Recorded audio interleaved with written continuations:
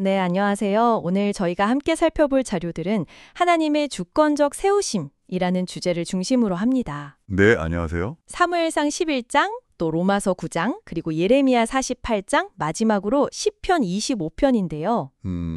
네 가지 본문이군요. 네, 이 구절들을 통해서 하나님께서 당신을 어떻게 특별한 목적을 위해 만들어 가시는지 그 다양한 방식들을 좀 깊이 탐구해 보려고 합니다. 네, 기대됩니다. 당신의 삶을 향한 하나님의 계획을 좀 새롭게 발견하는 그런 시간이 되기를 바라면서 자, 바로 시작해 보죠.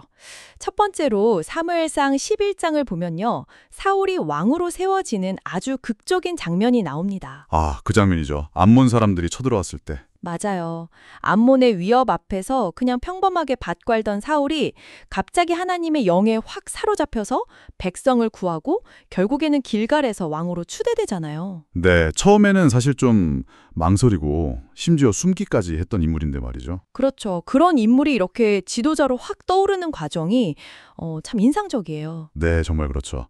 여기서 우리가 좀 주목해야 할 점은 이게 백성들이 원해서 시작된 왕정이었잖아요. 네, 맞아요. 왕을 달라고 요구했었죠. 그럼에도 불구하고 하나님께서는 그 상황 속에서도 당신의 주권으로 사울에게 능력을 주셔서 리더로 세우셨다는 그 사실입니다. 아, 그러니까 그냥 상황에 떠밀려 가신 게 아니라 네, 오히려 그 상황을 사용하신 거죠. 이건 하나님께서 당신의 공동체나 혹은 당신 삶의 어떤 특정 영역에 필요한 권위와 리더십을 당신만의 방식으로 세우시고 일하신다는 걸 보여줍니다. 때로는 정말 예상치 못한 인물이나 방식으로요. 사울의 경우처럼 하나님께서 우리의 어떤 필요나 요구에 응답하시면서 리더를 세우시는 모습도 있지만 로마서 9장으로 넘어가면 좀 다른 차원인 것 같아요.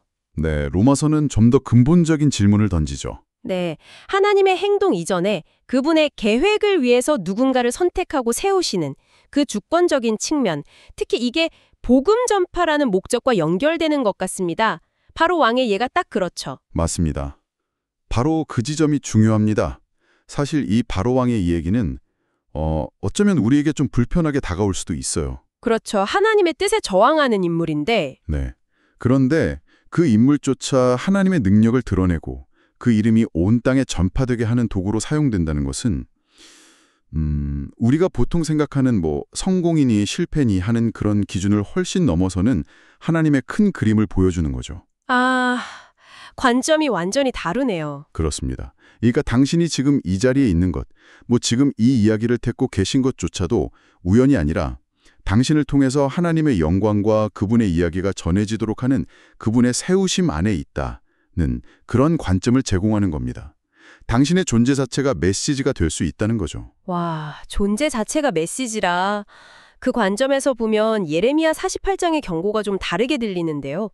여호와의 일을 게을리 하는 자는 저주를 받을 것이다. 이 말씀이요. 아, 네. 그 구절이 상당히 강렬하죠. 네, 그냥 단순히 나태함에 대한 책망, 그걸 넘어서는 의미가 있을 것 같다는 생각이 드네요. 정확합니다.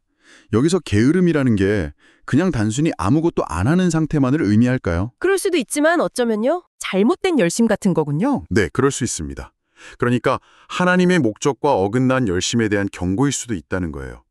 하나님은 당신을 당신의 일을 제대로 수행하는 자로 세우셨다는 의미로 받아들일 수 있습니다. 당신에게 맡겨진 그 고유한 역할에 집중하고 있는가? 그걸 묻는 질문이기도 하고요. 그렇군요. 방향성이 중요하네요. 자, 그럼 마지막으로 시편 25편입니다. 다윗이 노래하길 온유한 자를 정의로 지도하시며 온유한 자에게 그의 도를 가르치시리로다. 네, 유명한 구절이죠. 여기서 온유함이 하나님의 인도를 받는 비결처럼 제시되는데 이 온유함이라는 게 구체적으로 어떤 태도를 말하는 걸까요? 좀 약한 거랑 다른 것 같은데요? 네, 좋은 질문입니다.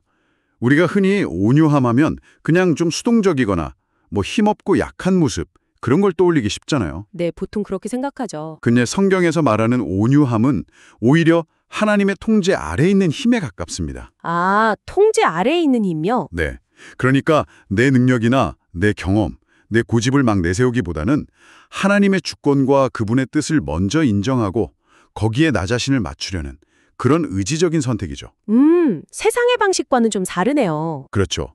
세상은 자기 목소리를 높이라고 하잖아요. 근데 하나님은 바로 이렇게 자신을 낮추고 그분의 인도하심에 귀 기울이는 온유한 자로 당신을 세우시고 친히 당신의 길을 가르치고 이끌겠다고 약속하시는 겁니다. 아, 그렇군요. 오늘 저희가 이렇게 네 가지 성경 본문을 통해서 하나님께서 당신을 어떨 때는 지도자로, 또 어떨 때는 복음의 통로로, 또 성실한 일꾼으로, 그리고 무엇보다 그분의 뜻에 순종하는 온유한 자로 세우시는 그런 다채로운 모습들을 살펴봤습니다. 네, 정말 다양한 방식으로 일하시네요. 네, 이게 결코 그냥 무자규적인 사건들의 나열이 아니라 당신 한 사람 한 사람을 향한 하나님의 주권적인 계획과 은혜의 표현이라는 생각이 듭니다. 맞습니다. 그렇다면 여기서 이제 당신에게 던져지는 질문은 이거겠죠. 당신의 삶 속에서 이 세우심은 지금 어떤 모습으로 나타나고 있을까요? 오늘 저희가 나눈 이 이야기들을 바탕으로 해서 어쩌면 당신이 미처 인식하지 못했거나 혹은 너무 당연하게 여겼던 당신 삶의 어떤 자리나 역할 속에서 하나님께서 당신을 어떤 특별한 목적을 위해 세우고 계신 것은 아닌지 그 의미를 다시 한번 좀 깊이 생각해 보시면 어떨까 싶습니다.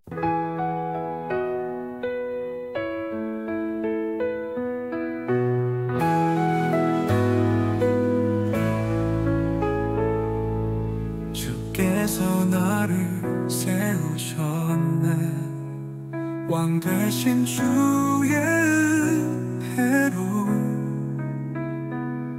겁 많던 나를 일으키사 주의 백성 지키시네 세우셨네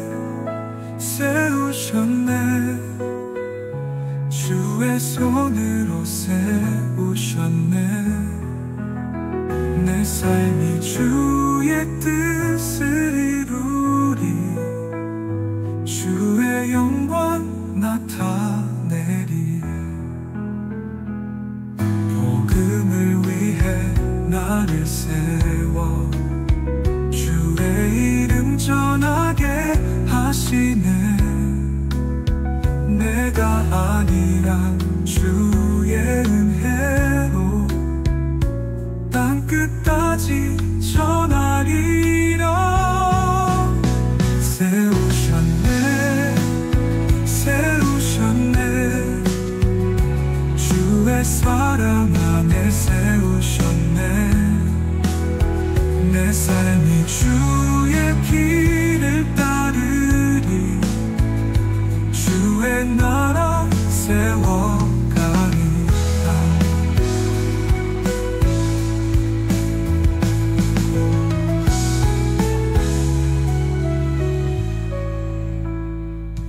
게으름 버리고 일어나 주의 사명 감당하리